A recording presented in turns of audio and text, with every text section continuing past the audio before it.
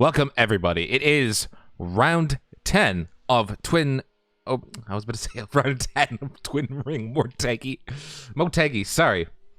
It is actually round 10 of the European Sprint Series here at Twin Ring Motegi. How are you guys doing? It's a bit of a different change of weather from what I saw in practice, but that's probably a good thing, isn't it?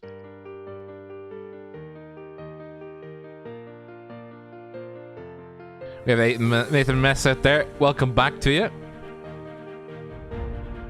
But here are the details of today's race. It's going to start at 8 o'clock in the morning. Track length of 4.75 kilometers at an altitude of 155 meters above sea level. Clear skies with a 15-kilometer north wind. Myself and Craig back once again. Track temperature of 23 degrees Celsius, 73 degrees Fahrenheit. And we also have this chap. Who's this? Oh, I know who this is. Vitali Pakela. Setting pole position for us now as he's going around on his second hot lap. Craig, welcome back. How are we? Good evening, Rob. I'm doing good, thank you. Looking forward to this. It's the first time we've done a broadcast at Twin Ring Motegi. As many people know, I've been saying it all week. Of course, it's a couple of weeks away from the 10th anniversary of the Great East Earthquake, and of course, it was the earthquake caused damage to Twin Ring Motegi. Practically destroyed the oval to the point they don't use it for top flight racing anymore. But the road track continues, and even after that earthquake recently, no damage and still continues. It is a staple of Japanese racing, is Twin Ring. For those who are a little bit familiar with history, Honda back in their F1 days used this track for performance testing and I think also media days and other things like that. So very popular in the Japanese culture. It's up there. It's, many people know. Very famous if you're a kid of the 2000s from Gran Turismo. But here we are with iRacing doing Twin Ring Motegi. The times are going by. We're around 10, Rob, which now means everyone's just trying to get their drop weeks in. So I thought it'd be nice just to go down quickly who's winning the championships in each of the classes. Well, Jan Corbs is currently beating Connor Pearson 13-12 by 12-15. Right behind them is Marshall Hubert. So you've got the top two drivers in the LMP1 championship on iRacing out there today. When we come to the Dallara, the LMP2, of course, Daniel Kraft leading the charge with 16.29. Alexander Glanoville with 15.25 and Christophe Herbignon with 14.60. And as we were saying, that number one car, PG Peric, I cannot pronounce his last name. Which one? Patari is 14.40 in fourth position. So he's got chances as well with drop weeks coming up. Well, he's still got a week left. Pitari Pakela. Pakela. I don't know. It puts me off. Pakela. I apologize. And a quick rundown to GTE category.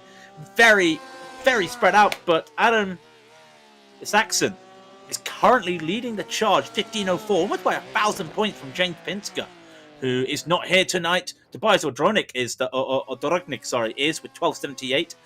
He's also got a week to do, as is Pinsker. So it's keeping up very nice overall in the championships. I know it's a PDF file at the end of the day, but everyone likes it. You know, it's always nice for something to aim for.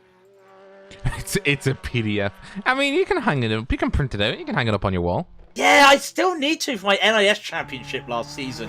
Really need to do that. You know, just hang it up and put it there. And if I ever start streaming, just have it in the camera shot. It's just like, I won this. Yeah. You know, I can be like those people on iRacing that go, I know what I'm talking about. I won a championship. Like, yeah. Look at me. I won division. I think it was Division 7 in NIS. I must know something. I can be like that. Oh, goodness gracious. Anyways, with a minute left to go, qualifying results, bang, up on your screens. Nathan MS, welcome back to the series, and he smashed it out the park with a 1 minute 27.375. Jan Corp's 128.029. Will Lion with a 128.151. Mirt with a 128. I think that is a 128.266. It is indeed.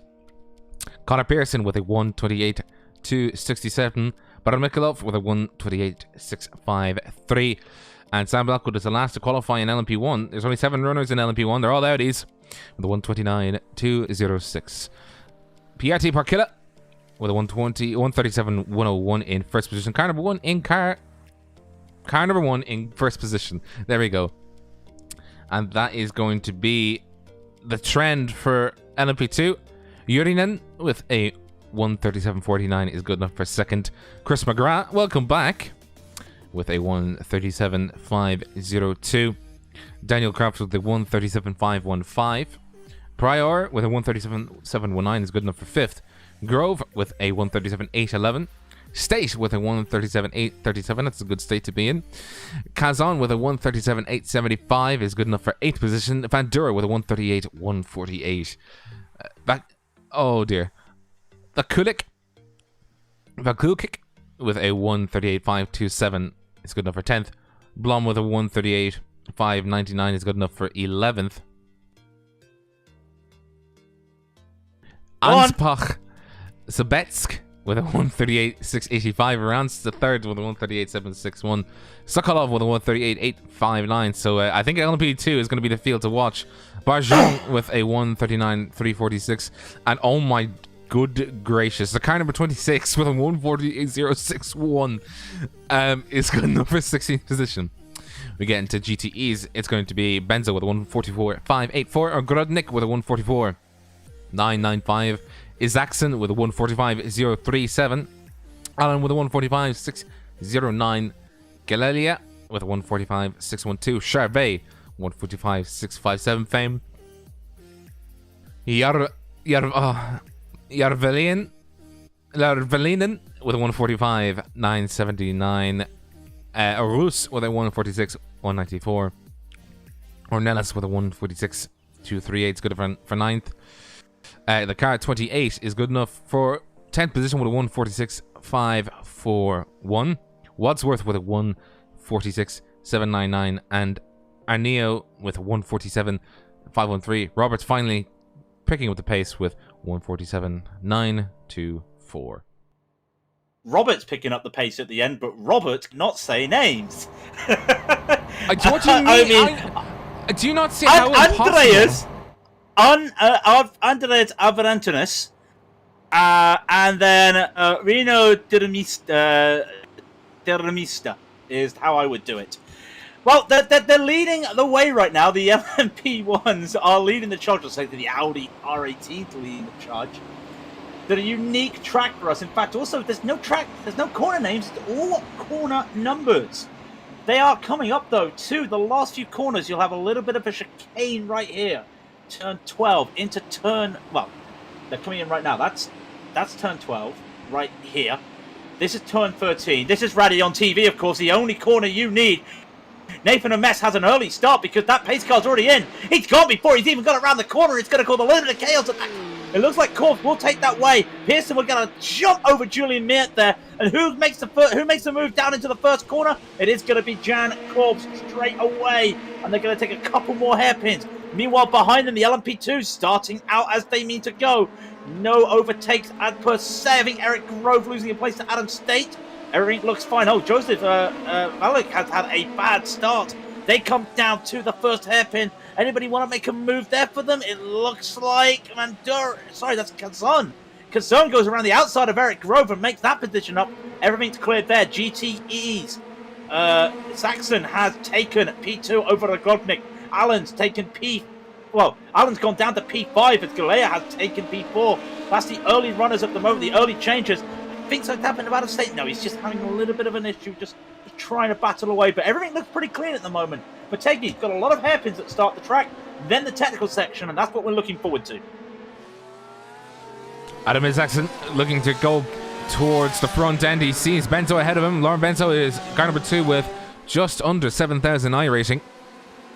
The most quiet start I've ever seen a Twin Ring Motegi, and I'm all the better for it because the technical sections are a struggle, as I very well know, driving an Audi R18 around here. Back when 919 still actually ran this track.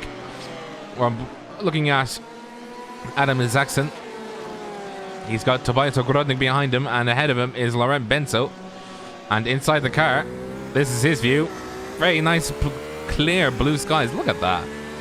Very beautiful. But no, it's not so beautiful. It's that there's a car ahead of him, and that is her position. He'd like to be on the opposite side of the car if possible, but he'll have to put in some very good laps to be able to keep up to the rear end. Jan Korbs, by the way, falling behind as we show you how. Ooh, I was about to say how we show you how the hairpin looks coming up to the final two corners. It's a bit of a nightmare. It's a nightmare for GTEs. Oh dear. If you're an LMP1, just hope. Hope is all you can really do getting around. And they're not tight hairpins either. You're almost trail braking. Kind of think of it like a slower turn 1 at Suzuka for some of these corners outside of turn 13, of course. The first two hairpins, it's turn 1, turn 2, turn 3, turn 4.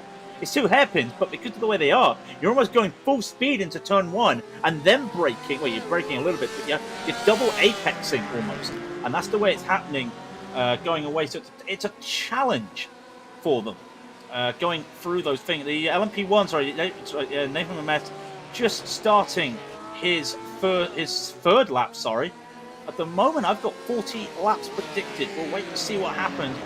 They're still 13 seconds away from the GTE traffic. Did you see?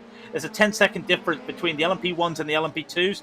And then from the LMP2s to the GTEs, there's an 8-second difference. 7-8 second difference. That just gives you the idea that we're gonna have to wait a few laps before we see anything when it comes to lap traffic.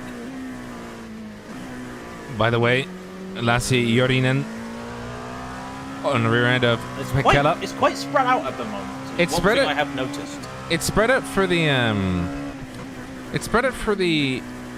leaders. Look at LMP2 right now. Jorinen and Pekela, the both of them are sort of in the world of their own. They're already 2 seconds ahead of Chris McGrath, who is the closest car behind them. And in GTE, the top 3 are in their own bottle. Sorry, that is a car gone off. That is Dominic Anspach. He's gone off. I think he's gone off. Ooh. That is gone to... I think that's turn 4 he's actually gone off in. I think it's turn 5. Not entirely sure. Unfortunately, it's not a track we're used to. We're just trying to get the information. It was turn 4, I apologise. He just came into turn 5 underneath the oval. Looks like he just took a little bit too much speed. Lost the car. Yep. Yeah. It's just a bit of cold tyres, that. I wouldn't say it's too cold. It's still 23 Celsius, 74 Fahrenheit. The humidity, by the way, 87%. So there is going to be a lot of sliding there. So you're really going to be a little bit careful. I can't remember the last time I saw a track with this much humidity, if I'm brutally honest. But Craig, don't you know? Oh, hang on, sorry. Is that McGrath? McGrath's gone off. Sorry. McGrath's gone off. That was P3. P3 has gone off. And it looks like, is that turn? Yeah. That's coming back. That's turn 11. He's off at turn 11 and lost a lot of places while doing that. Liam Ranch also in the pits. I think he forgot fuel. Oh, no. Don't tell me he did. We've had too many races that are settled by fuel. At least it's only at the start of the race. He doesn't have to have the walk of shame. But he's on VRS satellite guy. Yeah, he's in the pits. VRS satellite driver. Jan Korbs has gone off, as has Connor Pearson. The two of them have gone off in LMP1. Massive damage to the back of Jan Korbs. You're about to see it right now. Oh, Craigie, that's car. Oh no, the car in 26. Oh dear. No.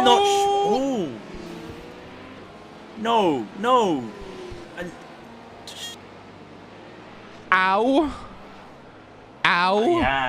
Jan, you can't back. Blackwood's. No, that's not Blackwood's side that was in the pits. Is Manuel Cazon is in the pits, but you are correct in saying that Blackwood has now gained 2 positions. That's just drivers having to make repairs. Well, Pearson's got no notes, so that just says everything. Such a weird move. Oh, crikey! Sam Blackwood going around the outside. They've come into contact with GTEs already. Hello? Oh, crikey, That's a couple laps quicker than I expected. But then again, they are 20 seconds a lap faster, so I probably was out a lap on my prediction, but you can see going through. It looks a narrow track, but it is quite wide. It's a little bit deceiving. As you can see, also, Blackwood having to get around a few LMP2. Liam Ranch! No! No, and I'm not sure who's to blame there. As Liam Ranch pushes Blackwood off. Oh, it's Liam. Liam lost the car. The back of the car slid out, and yeah, Blackwood had nowhere to go. He got pushed wide. That is unfortunate there. So, LMP1s are all through. Nathan Ames is blitzed ahead after. Well, where is Nathan Ames? Nathan Ames is 4 seconds ahead of Will Lyon. Jan Korbs had that accident, so he's all the way down the pecking order. We'll go ahead and show you the top 7 of each class now. And as you can see, Nathan Ames is ahead of Will Lyon by 3.5 seconds. Paqueta and Jurinen are sort of skipping away now. The 2 of them are 5 seconds ahead of Pryor, as McGrath had the issue coming into turn 11. But Jurinen is losing the rear end of Paqueta. And the next closest battle is this one that we're watching right now. That is Ogrodnik and Isaacson. And also Benson as well. Let's bring Benson into it as well, because there's only a second between Isaacson and Benson. One thing I always wanted to talk about as well is look at the variation in the GTE field. There is Porsches. There's a Drognik, of course, in his Ford. Charvet's in a Ford as well. You've got Chevrolets. You've got everything but a Ferrari. You've got a Ferrari. Roberts. You have one Ferrari. So the top 3 in GTE separated by 1.5 seconds. But Benso is trying to pull away from his accent to make sure that there is no slipstream. But coming down the secondary start-finish straight that they have here for support races when they use the east course down into turn 11 goes Benso. He cannot pull away from this accent right now, and Doronic is there for the ride. If I'm honest, he does like doing this. He just stays back and just waits his moment in that Ford. A very calm way of driving in that Ford, and it does work his style. So keep eyes on a Drognik as well, because when it comes to pit stops, he may make a jump. We'll keep an eye on that. It'll also depend on how much you can actually jump. Given how much fuel. You could actually be under... You could actually give Benzo a run for his money. But it also depends on how much... Wait a minute, is that a Monaco crest? It's a Monaco crest! I just witnessed it! It's a Monaco crest! You've only just... Wow! I was looking at that and thought, I know that. I know that. Now, why do I know it? I wasn't paying attention to the side of his car. I'm not paying attention to the driver. So, Blackwood and Corbs, by the way, have come out at the same... This is interesting. Blackwood and Corbs have come out together. Corbs still has a lot of damage. Look at that, the back of that car is destroyed, and Corbs is trying to battle on. And to be fair, I mean, there's only really one long straight, and that's the one they're coming to right now. Be interesting to see how much he suffers from this, and not a lot. So these guys are still on the lead lap. Is that right? They are. Sorry, Corbs is. Blackwood isn't.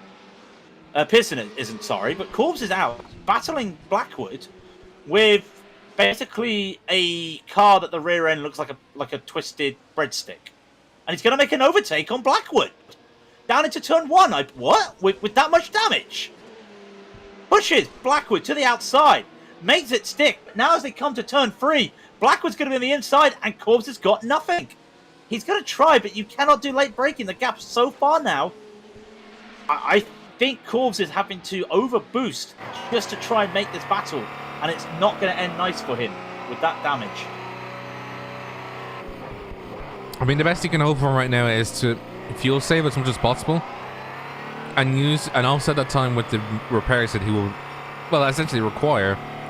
But during the technical stuff, he is falling back a bit. But as long as he's still in the slipstream, basically he can't. Sorry, Blackwood can't shake Young Corvs, especially if they stick together like this. But it depends. Yeah. By the way, Connor Pearson did retire the car. No, I'm not really surprised at that. Nathan Ames also going through the LMP2 traffic, and there was a nice little battle in the LMP2s. Sokolov, State, and Barjon all within a second of each other at one stage. And as I stated that, my MDF desk unfortunately had cursed them because Barjon makes a slide out of turn 3, I think it, or turn. It was turn 2, entering turn 3 and 4. Made a slide and loses time. So State versus Sokolov, and it's only for P10, but it's still 2 cars just right on each other, and they've got to be careful because LMP1 traffic is coming to overtake them as they go under the oval bridge and into turn 6. And look how wide. I loved how wide that corner is because those cars can take a wide line and just let the faster classes overtake them. But Sokolov's overdone it. He's gone off the track. He's lost the position. He might have to give up some time right here. So he may lose State. No, he does not lose time. Oh, locking up the tires. State. Yeah. And now Barjon's just going to be put back into this. Sokolov, where did he start overall? He started 21st overall. He's currently 17th overall. But only one of those positions... Ooh, let me think. I think it's only one of those positions would be... No, 2 of those positions would be for... He's lost 4 positions. He's lost 4 positions, has State at the start of the race. Sokolov's made 4 positions up. Barjon's made 3 positions up. That's for category. Also in front of them... slide! Yeah, that is Vakulik. He's not had a good time there. He had a bit of a slide coming out of turn 11. I think he went off at turn 11. He did. Yeah, he had a bit of a slide. Took a wide apex. And State looks like he wants to make the move. Oh! He touches! Oh, and I'm sorry, Joseph. I think you turned into him there. That would look like a position. There was overlap, and I think Joseph might have... Yeah. That's a tough one, but there was overlap. And now Vakulik's going to overtake Adam State to try and retake P10. He still lost the position, but he's got back. And also, is that's Sokolov losing position to Barjon. They're side by side coming down to the next set of hairpins, and it looks like Barjon may make this around the outside. Tries to make it. He's going to stick this, you know. Good little battle going on at the back of the field right here. He's going to make this through turn 6, through turn 5. Now into turn 7. Still got that inside as they come to this winding S section. 7 into 8. And then slowly will be a sharp turn into 9. What can Sokolov do there? I don't think he can do anything. So these 4, the back of the LMP1 field, still battling. And Barjon with another slide. The humidity is really playing effect with these drivers right now. A lot of sliding. But Andre cannot make a move. And remember, this is for 9th to 12th. And it's still a good little battle at the back of the field. Piers Pryor looking at the rear end of... looking at the rear end... before he blinked. Looking at the rear end of Daniel Kraft, who is in 3rd position in LMP2. But he has a few problems. And in the fact that... biggest chief among which, he got held up, I think, to sit behind... LMP, or not LMP2 traffic, but GTE traffic. And now that has brought in Piers Pryor right into the fold as the LMP2s are now starting to cut through the GTE traffic for the first time. Now it's going to be the main section of GTE traffic these lot are cutting through. And I mean, as you can see, it's like it's all about the sort of look of the draw where you meet GTE drivers or the slower class, and the same for LMP1, for LMP2 and GTE. If you meet them in a corner, it's pretty bad. When if you meet them on a big long straight, it's almost as if they weren't there. You just have to go around and avoid them. But at the very same time, I think for LMP2s in particular, if they lose Denforce in the middle of a corner, it's actually very bad for them. So minimizing that as much as possible, I would imagine. Just trying to sit behind GTE, trying not to sit behind GTEs as much as they can. Tobias Ogrodnik, by the way, he's still battling for second against Isaacson, as Adriano Ornelas has just let by Henry Oyara. Oh, crikey, Yarvelinen. Oh my word! He's going side by side with Ornelas as they let Baron Mifkloff go right between them. That was a bit risky, but Yarvelien is going to hold on to this position. But Ornelas is still trying to take this side by side as they go through the hairpin. And look at Ornelas trying to just point that Corvette right where it should be, the core motorsport car. And beside them's Daniel Croft. They're going 3 wide into turn 5. And they're almost 3 wide. And go! Alan almost goes into the back of them. Ornelas makes the position. Yarvelien is now having to battle. That Porsche is having to battle with more LMP2s come by. Another one comes by as we see Pryor and McGrath go by them. Alan now at the back of these guys, just waiting, snapping at his heels in that Corvette. But the Core Motorsport driver there, Ornelas, makes the move after Daniel Cross sends it 3 wide. That was risky. Bit risky, but risk has its own reward, but only if you make it stick. I think that should be, risk has its own reward, only if you make it stick. Like clicking a stamp and sending it. And I think a lot of the issue is that there are so many free-flowing corners, and the track is so wide that some of these prototype drivers, they are trying to see, and they've been probably practicing this week, just trying to see how late they can make it. You can see Eric Grove waited really, managed to get a late move in there on Vandura, and now Blackwood might do the same. It doesn't, but you can see there's so much space, easily 3 wide around here. It's fantastic to see as Grove finally gets by them.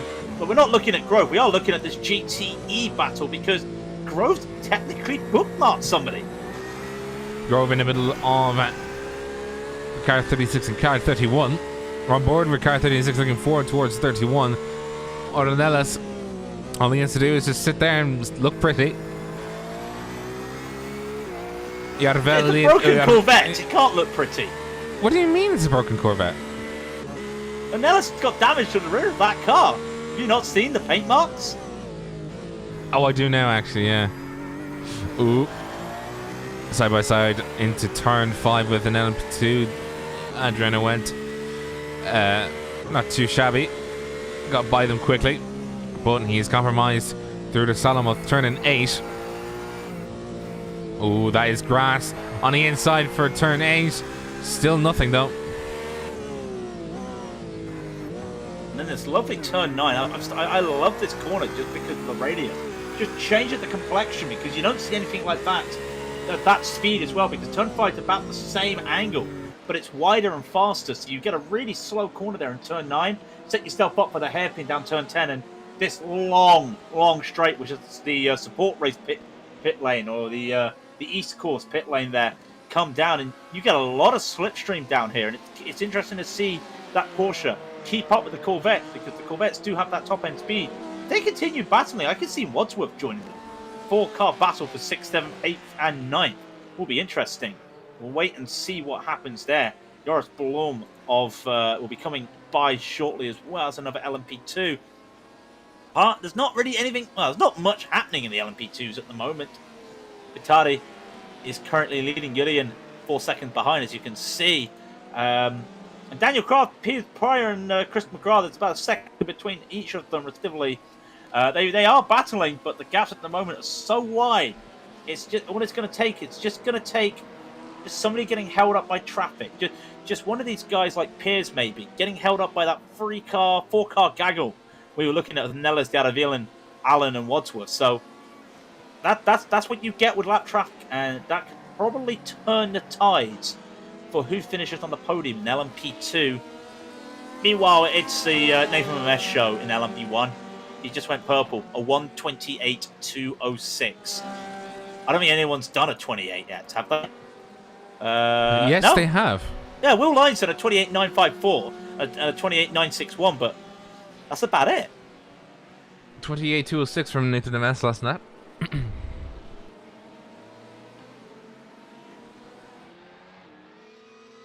And just like that, that's how you silence Craig King.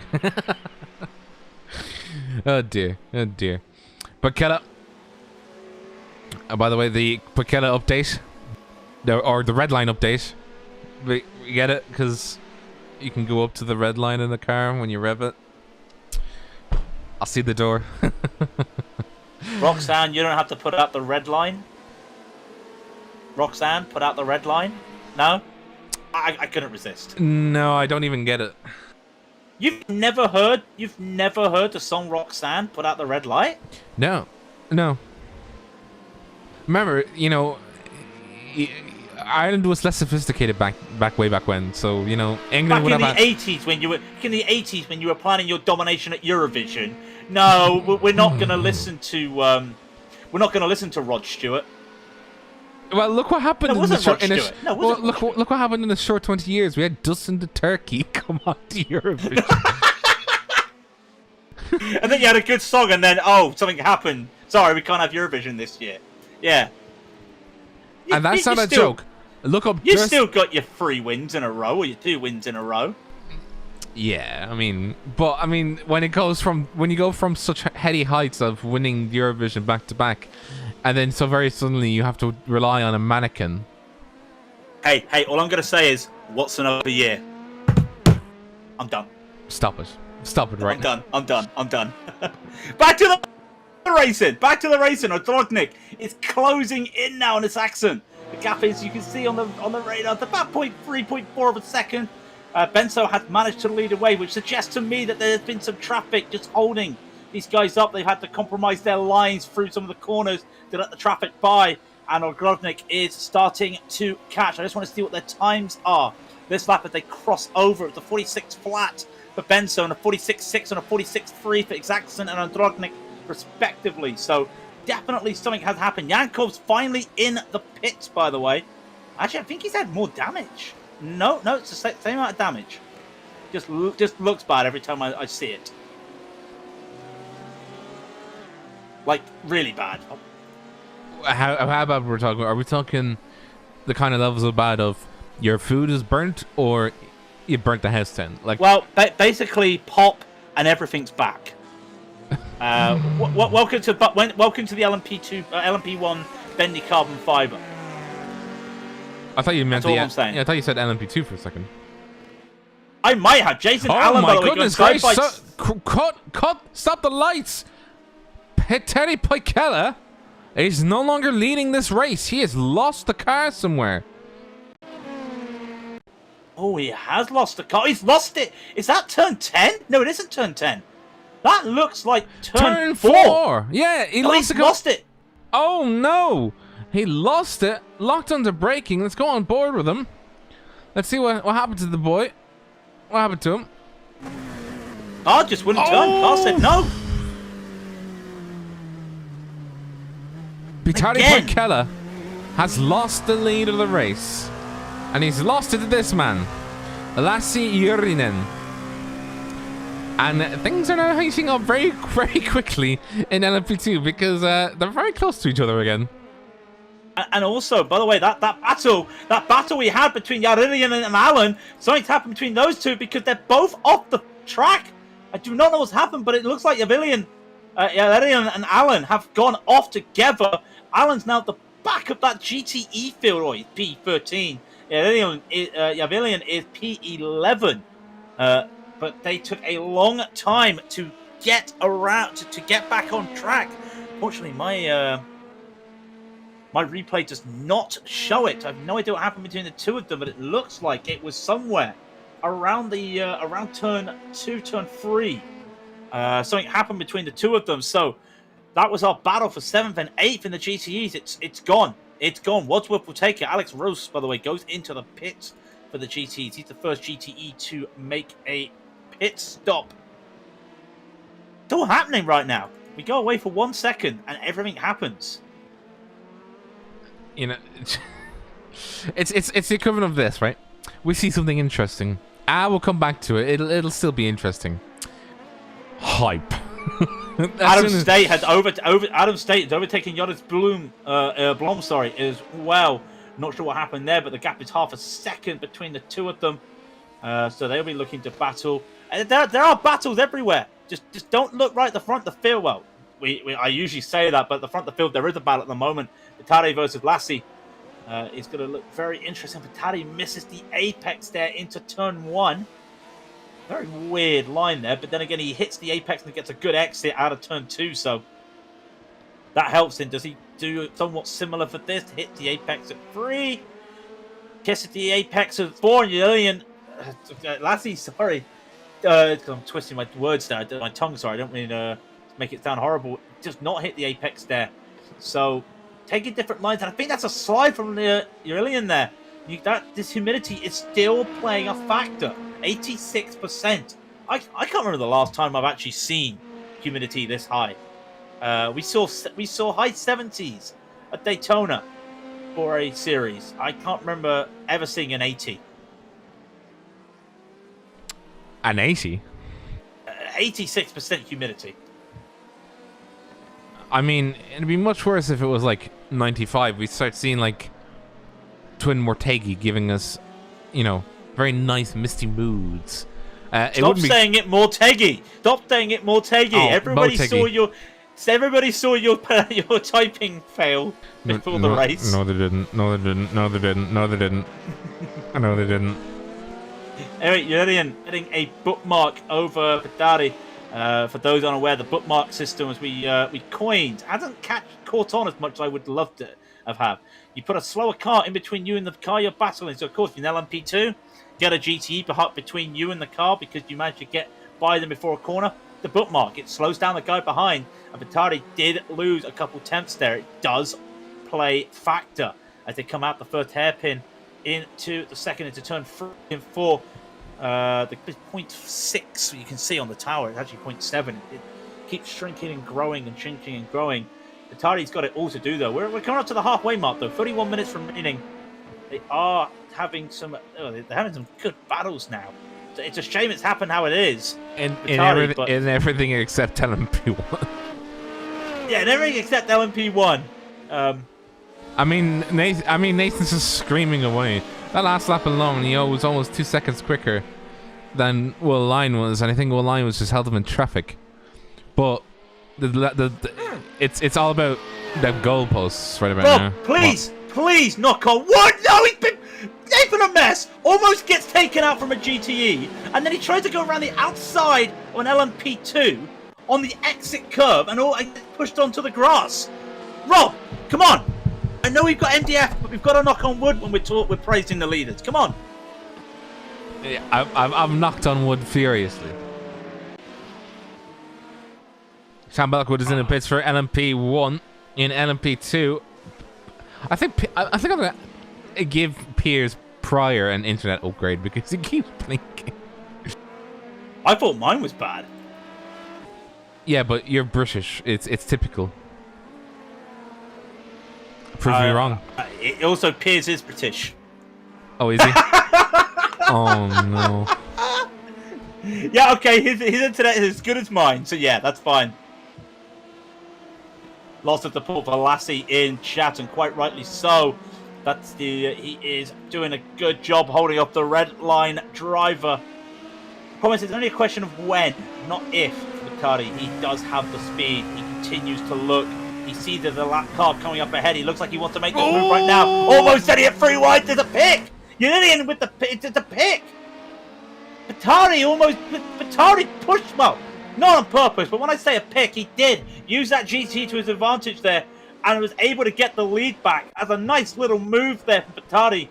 Unfortunately, Lassie could not turn in time to get around it. Was trying to be 3 wide for a moment. There's an LMP2 off in front of them, and that looks like that is Sokolov. So no idea what's happened there to Sokolov there. I think he was just trying to get around oh yeah. Was never making that corner. Was never making that overtake on the GT in front of them. Managed to get out before the leaders have a little battle. Gap now is 0.4. So Lassie's got everything to do right now. Oh my crikey! Almost sending it into the rear. Jesus. Oh, and then neck-code into the back of Doramesta. So, oof, he's really pushing, and if anything, that pushing might have just cost him. But the gap is now a second, and Motegi is now... See ya.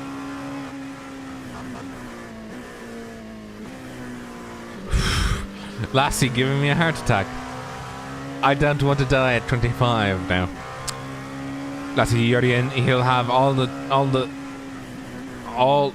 space to catch up on. He just needs to slow it down, calm down, and get his head back in the game. And wait for Poikela to start making mistakes himself if he can. He's actually switched it up. I think he's actually starting to fuel save now. But he might be fuel saving just so that they can actually get into the pits. I think it's this lap or next lap. It is also a tactic that the LMP2 drivers have started to use, using the fuel saving to be able to give them a pit stop, kind of in line with GTE traffic. I know it's the case in IMSA. It probably is. You probably have that same mentality here.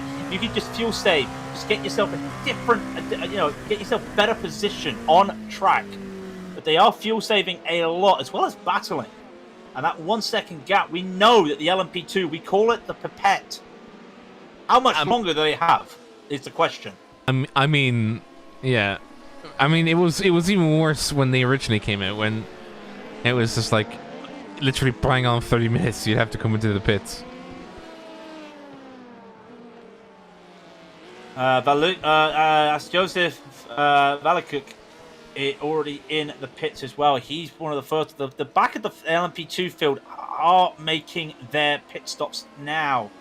So there's a little battle as well between P8, P9 of Adam State and Joris Blom. Still about half a second. We'll keep our eyes on that, of course.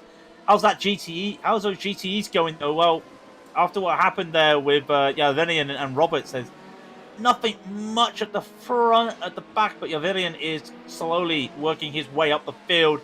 Juha Raidillon in front of him in that Corvette. Looks like he may be looking to make a move soon. But Odrognik has lost a toe of his accent. The gap is now a second and a half between those two. So maybe Tobias looking at fuel saving, maybe trying to see if that Ford can just take a little bit more fuel, a little bit less fuel, and try and catch him when it comes to pit stops. We'll wait and see.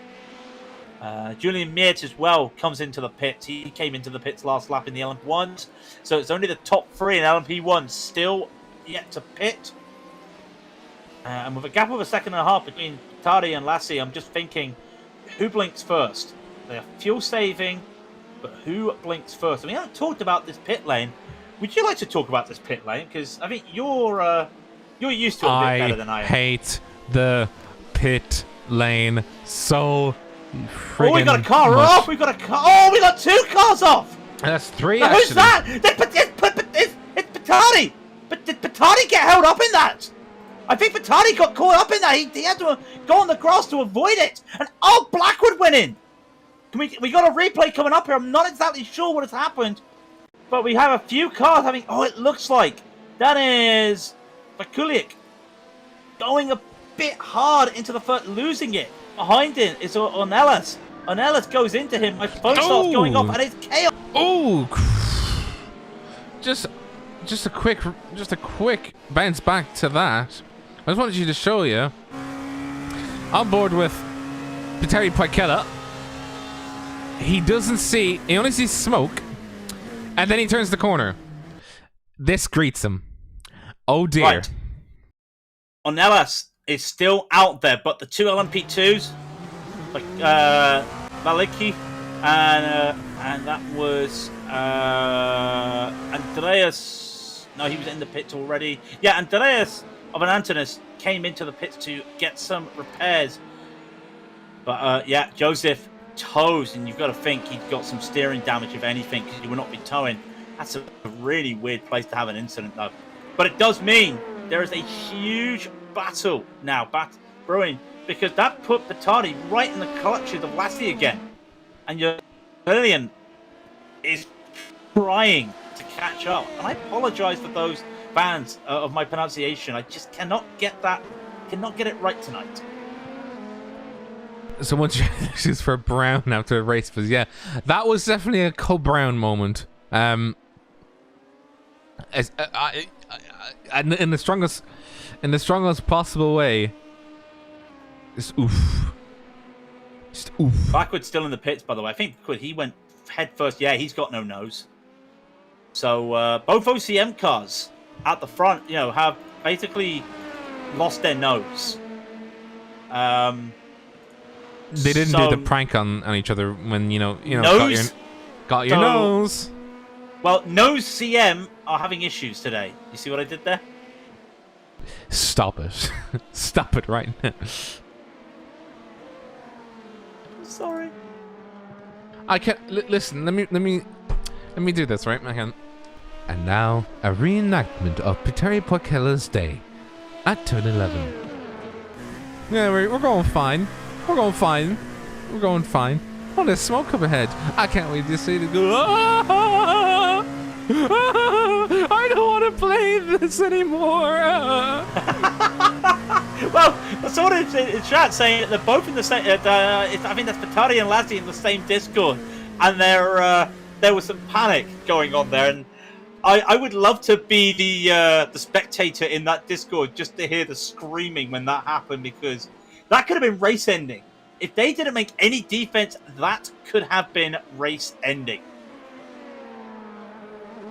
I can just imagine somebody now take that livery, right? Give it back to Poikella and just say, "Have a look at this," and this is gonna be such a silly joke, but you know where it says Team Redline? It's gonna be Team Red. Oh, no. I wonder where you were going with that for a moment. Raidillon is still trying to catch on to Batari. There's not much he can do at the moment. Every time they come to this corner, though, just loads of cones getting flown about. What happened to cone respect? Cone smasher. I did get a message from Sam Blackwood. No yellow flag. No yellow flag. No warning that there were 3 cars in an incident and 2 LMP2s trying to have getting rid of their brown pants. And yeah, it was a shame. This is what they call a yikes move. Because absolutely, if you have no warning, yeah, that's the worst thing that can ever happen to you. You basically are completely blind to absolutely everything that's going on around you. You see smoke, but you have to literally turn the corner 90 degrees to even begin to see what's going on. And, well, there you go.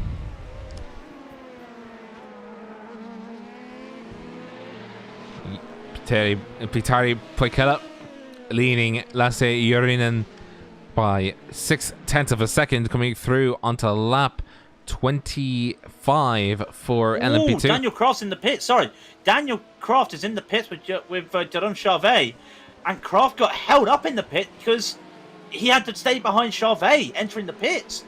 That a little bit of an error there, because Daniel would not on his own fault, but having to be held up by lap traffic there is not going to help him. He was in a little bit of a battle. I'm just seeing, did they both come in at the same time? They did. Did he get held up? Yeah, Charvet broke early as well. Daniel Croft probably wanted to break a little bit later there, but just going to be careful as they go through that chicane. So Croft in the pits, Van Dura in the pits. That's the first, and Blom. So 3 of the top 10 already pitted. The rest looks okay. There's still a battle for P3 and 4, by the way. Pryor and McGrath continue to battle as Piers has his blinking issues. That's still a battle going on. We're keeping eyes as well on the GTE battle because Isaacson has got a Drognik right behind him, and he's actually taking defensive measures going into turn 11. I'm surprised that Alan decided he wanted to make a defense into turn 11 because the gap wasn't enough for Tobias to make a send. But regardless, he does look at defending. Gap is 0.4 of a second. Back to 0.3. It's flickering between the two. They come to the start-finish straight right now. Tobias is still not far enough close enough to make a move. But if he strings together a good 1 and 2, maybe into 3 and 4. If he strings together a good 3 and 4, can he get on the outside quick enough to make a move in a turn 5? You can see Adam is just trying to take a late inside line to swing back to the racing line, just to make sure that Tobias does not get any slipstream. Tobias Ogrodnik started in a 3rd position in class. He is 3rd position in class currently still. 5,000 iRacing chasing down 4,395 iRacings of Adam Isaacson. Currently second, stood second at the start line. And, well, he's having to go through... Well, he's having to go through knowing the fact that Tobias Ogrodnik is, well, right there. And then there's a big scary LMP1 coming by. But yeah, I don't think Ogrodnik is going away anytime soon. So unfortunately, we missed the pit stop to the LMP2s. Nothing's changed. If anything, Batari's managed to get around on Ellis as Lassie gets held up there.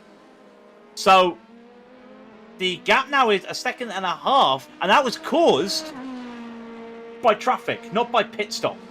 So Batari is now ahead, and I am touching the MDF desk because you say knock on wood. We discover we don't have wood tables, so we've been cursing men by accident. So we're trying not to curse people. Daniel Croft, by the way, comes out in P3, overtaking ahead of Pryor and McCarr. So these three still 1.5 seconds between 3rd and 5th. Pryor and McCarr did not trade any places in the pits, so it's still the same lineup, but this 3-car battle for the last slot on the podium, and that little battle at the front of the it's heating up, yeah. field. It's a lot closer than it was before, at the very least. Piers Pryor is still blinking like a Christmas tree light, and I don't think Chris McGrath is going to thank him too quickly for that, because he's trying to... Usually what you try and do is you try and follow the other car through the lines. Well, not to the T, but you know what I mean. You usually are following the car ahead of you, and when you're blinking, you're proving to be a very big distraction, especially seeing as Piers is driving a pink and purple colored car. Oh no, is that blue or is it purple? It's kind of hard to tell at this distance. And he blinked as soon as I asked the question. I can't actually find him. Oh, there he is. Yeah, he's got blue. It's blue. Oh yeah. It's pink and blue a little bit. I don't know. It looks like a different shade of pink as well, but he just continues to blink, and he's gone now. Oh, he's gone for. Oh no. No, he's back. He's back. Okay. We're slowly cursing him, man. All LMP2 has indeed pitted. I can actually give you now the pit stop times for both Poikela and Jurinen. It's 17.5 seconds for Yuri and 18.2 for Poikela. We missed it as well. Don't worry, we missed it as well. We were watching other battles, unfortunately, so we did not see it. It's all right. That's our fault. Benzo, Odrognik, and Leia all in the pits. So we'll wait and see, because Benzo and Odrognik come out. Now, we're not looking at the battle between these two, but the gap between them would just show what Tobias has done. And the gap between these two is still 2 seconds. But if anything, I think Tobias might have gained some time there in the pits. He's not battling Benzo at the moment. He's done an undercut over Saxon. So Saxon will have to try and respond in a minute and make a pit stop. So it'll be interesting to see if that little... You can tell he's definitely gained from the pit stop on Benzo. So Saxon's going to have a really good in-lap and then also not take too much fuel. They're looking at 33.9 laps overall on my reader. Of course, that will change because the leaders will have to take a lap. So we're definitely looking at 34 laps for the GTEs. They're on lap 26 at the moment. So there's no issue of them having to guess, do we need to go this way or that way? Because they're at 33.9 now before the leader pits. That number's going to go down. So don't need to worry about an extra lap. Question is, do you underfuel to try and save a little bit? just because of what's happened with Drognik. Do we have an update for the softs of each class, by the way? I forgot to ask you this out as we see Isaacson essentially charge into the pits as he tries and gets closer towards LRM Benzo. We do actually have an LMP2 soft. GTE soft 2.9k, LMP2 3.5k, LMP1 at 4.4k. So we're just waiting. 10, 9, 8. Isaacson out. The gap is 7 seconds to Benzo. 6 seconds. Let's watch Benzo. Where's Benzo going to be? He's just coming around the final corner. Has Isaacson made this? No, he hasn't, because it's not that long or straight. There's Isaacson. There's Benzo. Where's the Drognik? Does he get by? He does not. He's still on the back of Isaacson. Not where he wanted to be, but he does have the lead. LMP2's right beside him. This could hold one of them up or two of them up. Untitled, oh no! Miscommunication between a Drognik and a Untitled. Lassie almost goes into the back of him. That's going to lose some time on Petati. I could see what was happening there. Tobias was going to just hold to that one side to let Lassie go around. Lassie thought Tobias would go back. It was just a miscommunication. Standard move in multi-class racing. A standard mistake there. But as Untitled goes around Isaacson, it does slow Isaacson down through turn 5. But Drognik trying to get in that slipstream still. Grodnik is in the slipstream though, just about. But if he loses many more tenths and many more seconds, and the threat is real that he could be leaving the 2-horse race or the 3-horse race to a 2-horse race and heading into the final 12 minutes. It would then go down to Isaacson attempting to catch up to Loren Benzo, using slipstream to his advantage, and he's able to push harder. But a Grodnik, he just needs to hold on as best he can. Do not give up any more time. Do not even give up an inch if possible. Adam State, by the way, in LMP2, coming back up through the field as Chris McGrath and Piers Pryor. Piers is blinking quite considerably, and it's actually, yeah, I can actually see Chris McGrath flashing his lights and indicate, please let's not have this. I think he's annoyed that he's actually, oh crikey, having to sit behind Piers Pryor for as long as he's had. I think he's actually starting to get a bit annoyed simply because, oh look, there's Piers. Oh my, that's not where you want to be. That's not where you want to cut a blink, especially on a break on a corner like that. It's a double apex hairpin. That's what I call it. You know, I'm not an expert. The double apex hairpin, to me, he disappeared as he starts the apex, and he reappeared as he finishes the apex. That is scary. And what's also scary is how these cars are trying to get around the lead GTEs, because that looks like with what's been happening, and again it happens again. Isaacson has caught up to Benzo. So this little battle, 3rd, 4th, and 5th in LMP2 has meant that the battle for 1st and 2nd of GTE has heated up as Isaacson tried to go around the outside. He touched. No. Did that much damage cause wing damage to Benzo? That's impossible. But Benzo's going to respond. Isaacson will have to go around the outside. He cannot. You need to check on your replay. My replay showing wing damage for Benzo off that little tap. Benzo does indeed have wing damage. Yeah, he does indeed. From that? He does indeed. And that's just going to be the position. Isaacson does not have the speed on the long straight. He's going to send it in wide and too wide going into turn 11, but 12. He's on the outside. He's going to have to give that position up. Benzo loses the lead that he's had since the start of the race with 9 minutes and 40 seconds to go. And with that wing damage, Drognik's on.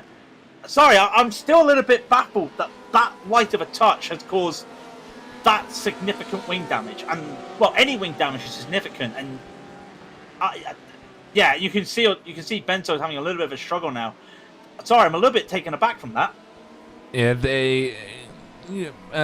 I think Lauren Benzo, I think he actually struck the front left of Isaacsson's car. He was trying to regain the racing line, but I think he just was a bit too close for comfort. And now he's got a damaged wing. Isaacson has actually escaped with no damage. under any regard. And how are he do it? This carbon fiber has become the bend boy, but how are he do it? How are you doing? I'll tell you what I'm going to be interested in, because they're coming up to turn 9, then they'll be coming to turn 10. And turn 10 to turn 11 is the longest straight on the track. The gap is 0.6 between Isaacson and Benzo, and about a second now. Drognic's had a terrible turn 11. What's happened to a Drognic? He's had a terrible corner. Well, he goes off the grass, he goes too wide. But let's see, even with Slipstream, the gap between Benzo and Isaacson is 0.5. Technically, it should be shrinking on this long straight. It's doing nothing. But Benzo's actually losing time to the Drognic.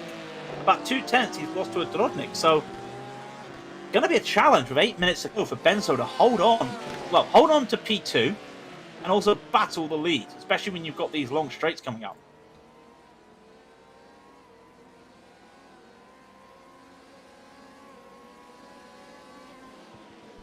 Also, I see Jan Korbs in the pits. Say it ain't so.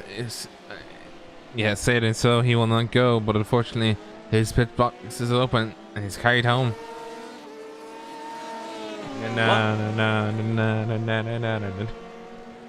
What? Oh, come on.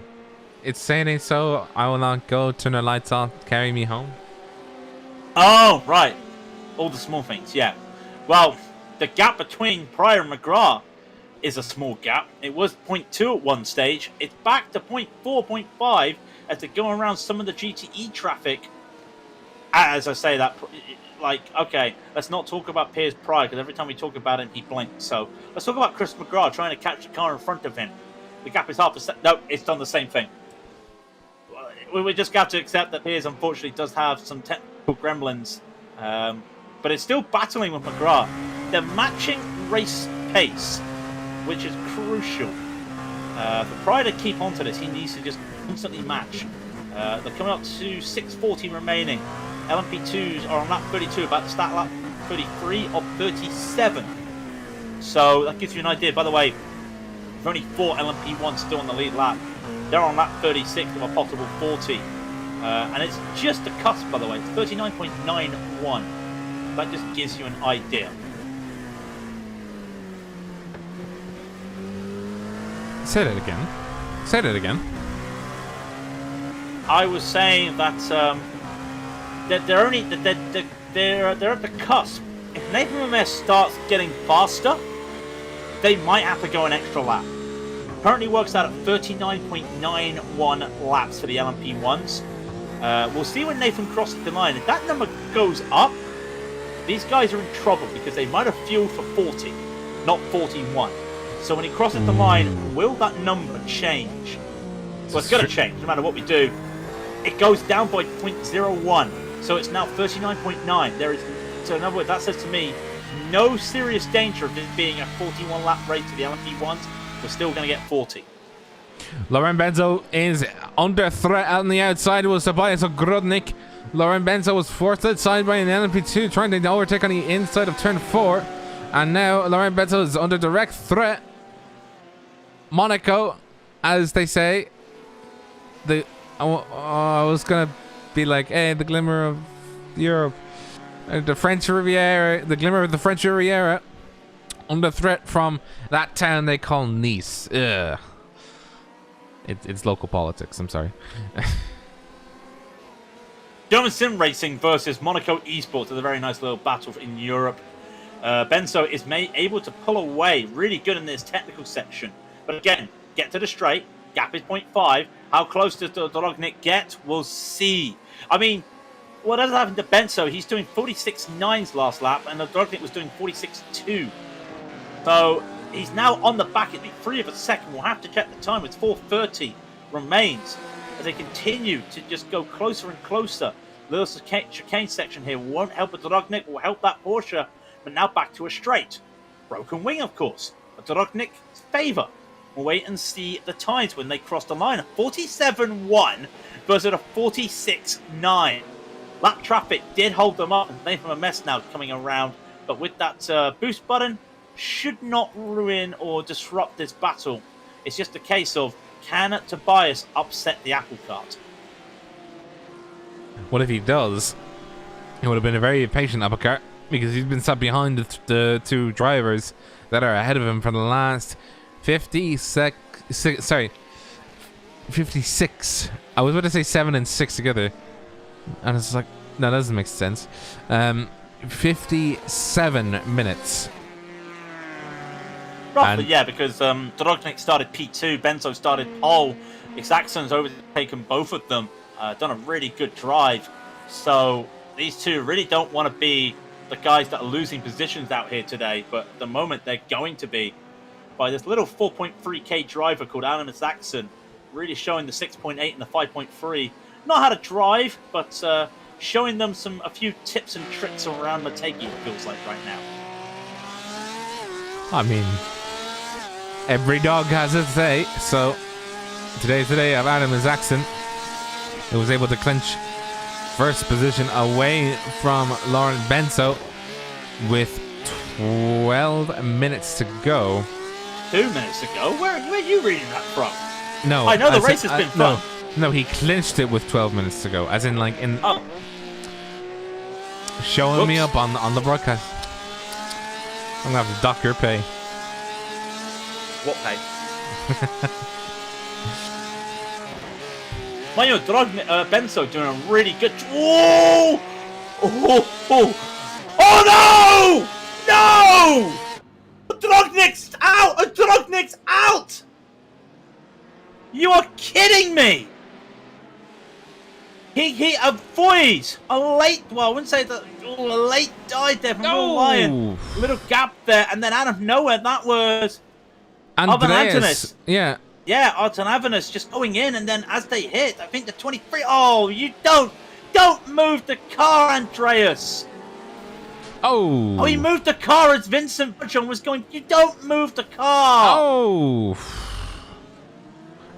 you don't move the car. Don't do it. Unfortunately, Tobias has to resign himself to third place. He's comfortably in third place by about, well, actually about 12 seconds. So it's not too bad for him.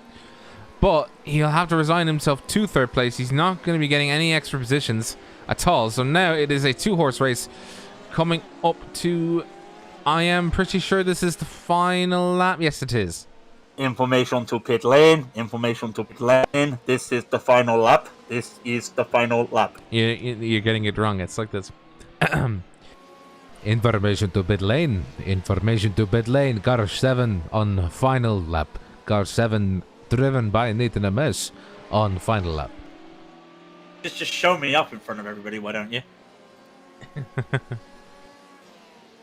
So, is there any battles going on for the final lap? Well, the gaps are so big at the moment. It's still that battle between Exacson and Benzo, but Benzo has to find something. And he's really good at this technical section from turn 5 to turn 9. But at the start of the track, it's a straight line hairpin, and then a big straight before the final part. And with that wing damage, it's going to be tough. He can crawl up to Exacson and do really well. But to make a move on the braking is going to be tough, and the gap now is a second, as he had a little bit of a tweak out of turn 4. So, I don't know. I think might be a Saxon's race. It looks like it is his, but Nathan Ames is just a few corners away. He comes down to that turn 11 we were just talking about. There's a spinning car right in front of him. That won't matter him. He goes past the Core Motorsport and Ellis. He comes to the little chicane into 12, into 13. First race in a year at Twin Ring Motegi. It belongs to Nathan Ames. He wins on the broadcast in his return. And that is a very good, what's the word for it? Return to form, as his absence was long and absolutely, what's the word I'm looking for? Disheartening. The fact that he was gone for so long from LMP1, but now he's back. I'm not sure what's happened. I'm not sure what's happened to Benzo. He is now off the back of Exacson. And as Exacson's got a few more corners to go, got some LMP2 traffic to get her to just away and a couple GTEs. Does not matter. Exacson will take another victory. He does the weave. He gets the win from third to first. Benzo gets that P2. Dorodnik will be coming around the corner now. He gets P3 in the class. And just behind them, we do have the LMP2s just finishing. The gaps, though, are so big. Tari Pikela is going to be winning this, providing there's no mistakes in the last few corners. Comes around turn 11. I think it's safe to say he's got this all sealed. It's signed. It's sealed. He's put it in the post box. The postman hasn't delivered it because I'm not working tomorrow. It does not matter, though. But Tari Pikela will win an LMP2 once again for Redline. Yillian will take P2. And Daniel Kraft will take P3. And that battle at the back for P4 and 5, by the way, between Pryor and McGrath. Pryor holds on. McGrath just could not get times faster than Pryor. Those guys were matching each other for the whole race. Really good drive by them. And even then, last lap, they match each other again. Great driving. Good driving by all. Welcome back, Twin Ring Motegi. I'm wondering why we never put you back on earlier, because that was some good racing out there. We'll let the results fly on by. Big shout out to Nathan Ames for coming back, and the class winner for LMP2, Tari Pikela, and to Lassie Urian for great racing throughout the entire race. You might have to check your pants for a brown pants moment now, but that was some good racing by the two of you. And to Adam Isaacson for becoming I was going to say becoming another race winner.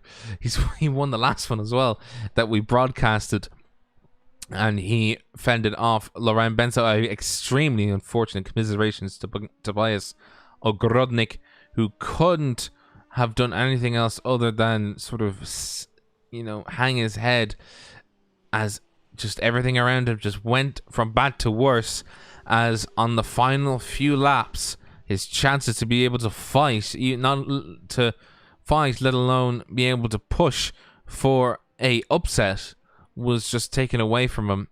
But we'll see the back in the next race. Don't worry at all. Just keep your head above water and just come back and try again. Well, not really many movers in overall. I think the person who gained the most position was Pete Wadsworth. Made 4 positions up. A couple few guys making 2 positions up, 3 positions up. Nellis made 3 positions up. Isaacson 2. There was a lot of close racing. Not a lot of overtakes. Van Dura made up 3 places in the LMP2s. Of course, the LMP1s, Badal Mifkarov made 2 places up. But of course, there were 3 incidents out there for the LMP1 field. Well, put it like this: the leader in LMP1 started pole, finished pole. Top 2 in LMP2 started first and second, finished first and second. Adam Isaacson, though, would be the driver of the day if we're giving out that award. He did make up those 2 positions to go from third to first. A really good driver. You can just see those retirees going down the screen. Jan Korf, of course, 7 laps down. Jason Allen was 7 laps down. Sam Blackwood was 19 laps down. Joseph Valiquick was 21 laps down, as was Philip Roberts. Connor Pearson and Jose Manuel Cazone was 37 laps down. So, few incidents. Took out, half a dozen cars, but some really good racing. All in all, Rob. So, it's a great night. And once again, ladies and gentlemen, thank you for watching Raidillon TV for the European Sprint Series. If you like what you see, hit that thumbs up and hit the subscribe button. Don't forget, we do have membership with 3 different tiers. We do have a member. It's taken us a while, but we do have a member. Underneath the video, of course, is a link to our Discord for our little community there if you'd like to join us, as well as a shout out to trackcams22.com, providing these camera angles. And I mean, get as many camera angles as you want, because there's something picturesque about Twin Ring Motegi. I do love it, especially when you can see the oval. As well as going under the oval, you go beside the oval. I do love it. If you want more, next week on Friday, 1900 GMT, penultimate race of Season 1. We're at Monza. You know what that means. We're at Monza. Turn 1 Monza. Memes. But if you want to know what the schedule is for Raidillon TV this Sunday, something major is happening. Race 2 of the Major Series 2021, the Daytona 500 Throwback Edition with the NASCAR 87 cars. We will be live on Sunday. Do Keep an eye out, of course, hit that bell, and you'll be told when we go live. Then, of course, Monday, Racing Sim Rig Super Trofeo Series. Wednesday, Racing Sim Rig World Series. And, of course, what we said, Monza next Friday for this series. Until then, though, enjoy your evening, and I have been Craig King. I have been Robert O'Brien. And this is Raidillon TV, the only corner you need.